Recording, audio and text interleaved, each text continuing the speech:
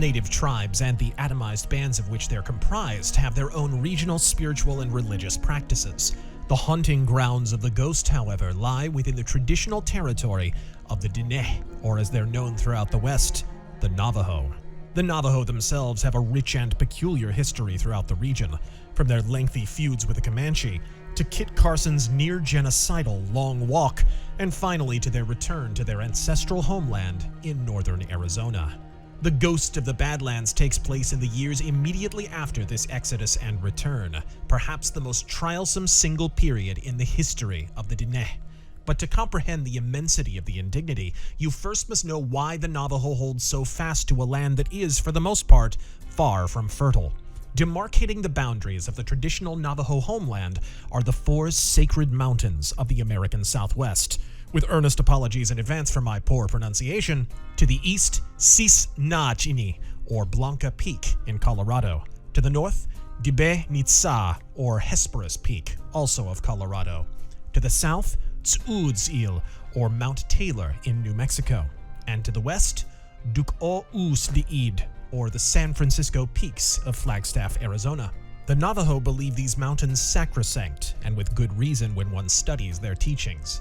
After escaping a war within the First World, or Black World, the Diné ascended to the Second, the Blue World. But it was in their ascent to the Third, the Yellow World, that the Evil One, Black Yei, took exception with the Holy People's insistence that the soon-to-be Navajo people should have the right to choose, for good or ill, what path to take in their own lives, resulting in the Navajo version of original sin.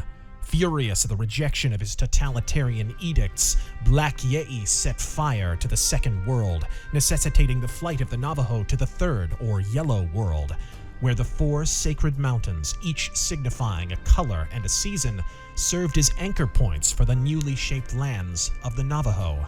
But Black Yei did not relent.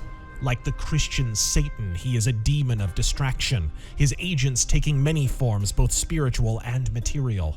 From incorporeal agents and possessed objects to the dreaded skinwalkers, practitioners of Navajo witchcraft who engage in the practice of flatlining to better manipulate events in this world and the next.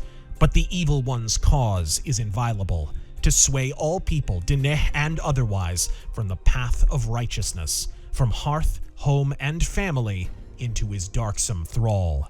It is due to this, as well as a plague which nearly wiped the Navajo out in the 1500s, that the Diné's attitude towards spirits, corpses, and yes, ghosts is utterly unique among native tribes.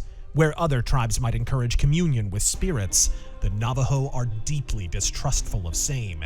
Yet like the Navajo holy people and the god he represents, the ghost offers his missionaries the right to choose. Upon awakening in a hotel, having spared the life of an innocent and lost his arm in the process, outlaw Righty Redstone finds a letter by his bedside, within which he reads the following words. You are free, as all men are, to follow graft and godless wickedness, should you so choose.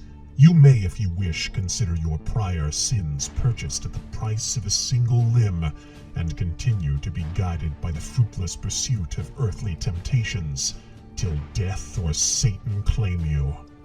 Or, if you would be guided otherwise, I offer wealth, resources, adventure, most importantly, purpose. The only price I demand is Christian obedience. What path Righty chooses, and where his path will take him, is yours to discover when the Ghost of the Badlands releases this winter.